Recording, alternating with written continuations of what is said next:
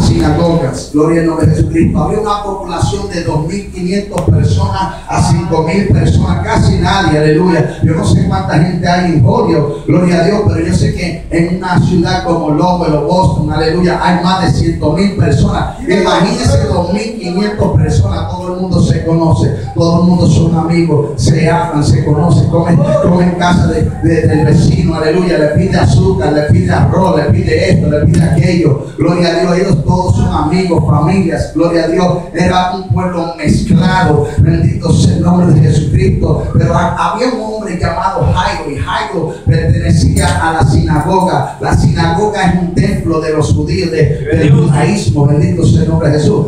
Un tiempo atrás, como 2 o 3 semanas, yo prediqué en una sinagoga, una iglesia cristiana, gloria a Dios, inmensa, valía como $4 millones, aleluya, esta sinagoga precioso, aleluya. El pastor le dijo, somos una iglesia humilde, llego ahí, son como 400 gente, gloria al nombre de Jesucristo, me hubiese recortado, alaba la gloria de Dios. Y entonces cuando llego a ese lugar, aleluya, esa sinagoga tan hermosa, gloria a Dios, me traía la palabra del Señor y me traía memoria, gloria a Dios, Jesucristo, de lo que la palabra habla de la sinagoga. Y me pude imaginar, aleluya, a una historia de Jairo. Jairo, gloria a Dios, estaba encargado de un lugar.